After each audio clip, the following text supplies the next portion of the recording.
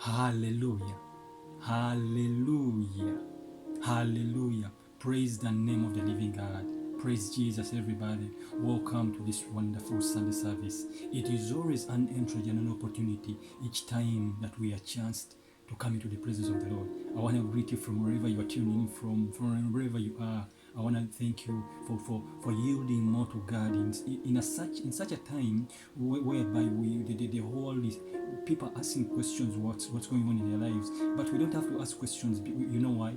Because we know that there is one that went ahead of us, knowing that he paid a price before we pre-existed. Hallelujah. So we are not a wasted substance in a time like this. We are here to fulfill the purpose of God. Hallelujah. Whatever is surrounding our lives, whatever is going on in our lives, does not matter.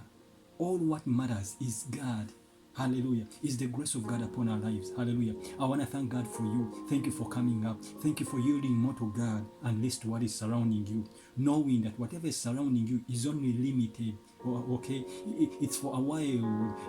The Bible calls it a while. A while. It's for a while. A while it's like a process. But you know, in a factory, the product goes through a process to be refined and then to be branded as a fine product ready to be merchandised. Hallelujah. So the processes that we go through life, we are refined. The situations that occur in our lives, we are only refined to become a perfect branded product, that even when situations arise in our lives, we shall be more stronger. Hallelujah. We will not be weak. Hallelujah. So welcome to the Sunday service once again. I'm only greeting you as we prepare to go into the word of the Lord. Hallelujah. Let us pray. Bow our heads and pray. Let's welcome the Holy Spirit, because it's the one who's going to speak to our lives. Now, Holy Spirit of God, we welcome you this wonderful Sunday service. We want to thank you for your grace and your mercy, Father. Thank you for drawing your people closer to you, Lord God Almighty, Father, Lord. For you said it is good to fellowship, Lord God Almighty. Why? Because in fellowship, Father, Lord, you speak to our lives, Lord God Almighty, Father, Lord. You speak to our inner depth, Father God Almighty. Bread of life, even as we break your bread, Lord God Almighty, Father. This special afternoon, Father, come and speak to us, Father. Take us into another level in this rest of salvation, Father, to the glory of your name. After all is said and done, Father, after your people have been delivered, have been set free, Father God Almighty, Father, Lord. Lord, the glory, the honor shall return to you as always. Even right now, we give it to you in advance in Jesus' mighty name. Hallelujah. Amen, amen, and amen. I feel a word in my spirit this afternoon. God's divine intervention is going to shock your mockers. Let me say that again. We are in a season that God spoke to me that this is a season of God's divine intervention.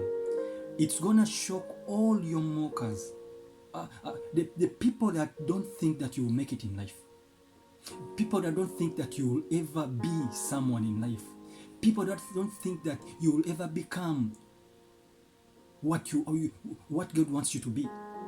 I want to thank God that He will never reveal to your enemies, to your mockers, who the real you.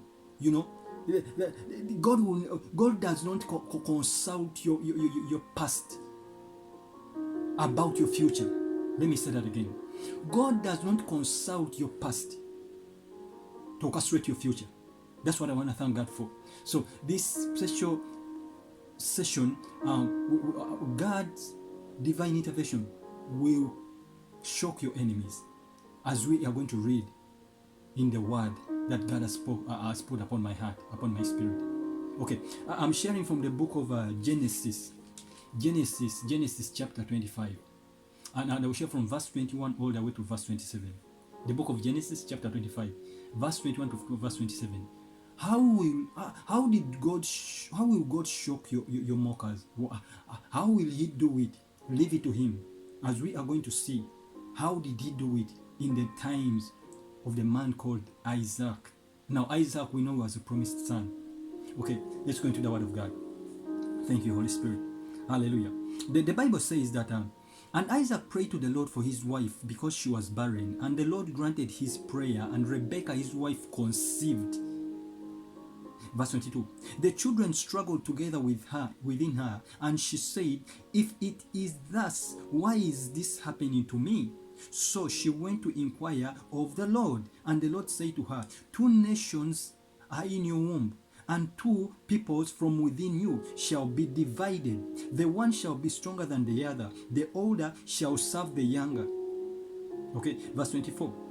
When her days to give birth were completed, behold, there were twins in her womb. Verse 25. The first one came out red. All his body was like a hairy cloak. So they called his name Esau. Verse 26. Afterwards his brother came out with his hand holding Esau's heel, so his name was called Jacob.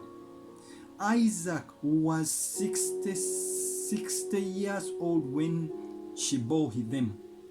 Verse 27, and I'll end with this. When the boys grew up, Esau was a skillful hunter, a man of the field, while Jacob was a quiet man, dwelling in the tents. Hallelujah. No wonder the name Isaac pops up a lot in the Bible. I beg your pardon. The name Jacob pops up a lot in the Bible than Esau. Actually, we don't have books of Esau in the whole Bible. We only have about Joshua, about Jacob. Jacob, why? Because the Bible tells us that verse 26, that afterward his brother came out with his hand. Then Isaac, verse 27, when the boys grew up, Esau was a skillful hunter, a man of the field, while Jacob was a quiet man, but he was dwelling in the tents. Jacob was a quiet man, but was dwelling in the tents. Now we know what happens in the tents. In the tent, he was dwelling in the presence of the Lord. Hallelujah, hallelujah. Now, Isaac prayed to the Lord for his wife because she was barren. Now, Isaac's wife was barren. Now, this reminds us that Isaac's father, who happened to be Abraham, was also, the wife was also barren, who happened to be Sarah.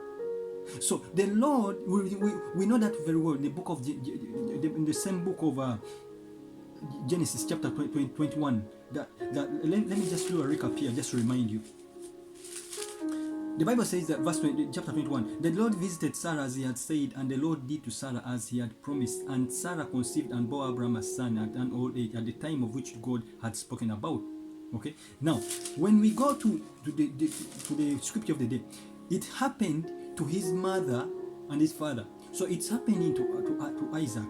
But the Bible tells us that, listen to what happened. When Abraham and Sarah were advanced in years, the Bible does not tell us that Abraham prayed to the Lord, but it is the Lord who intervened and told Abraham that you will have a son, okay, and the son shall be named Isaac. Okay, now this time the Bible is telling us that, and Isaac prayed to the Lord for his wife because she was barren, and the Lord granted his prayer, and Rebekah his wife conceived. So Isaac prayed out to the Lord because of his wife Rebekah was barren, and the Lord granted his prayer, and she conceived. The Bible says that the children struggled. That means they were children. It was not a child. Hallelujah. Do you get where we are? His father, the Lord gave him Isaac. But when Isaac grew up, he married a wife who was called Rebekah, and Rebekah was barren. So what happened to his father's time happened in the time of Isaac. But it was up to Isaac to change what happened. How did he change what happened? The Bible says that he prayed to the Lord, and the Lord granted his prayer, and his wife Rebekah conceived. Okay? And the children struggled. That means she never conceived one child. There were two. I told you that God's divine intervention will shock your enemies. The people that were watching Isaac had started talking ill. Oh, you see, they have a problem. They have a problem. It happened to his father, now it's happening to the son.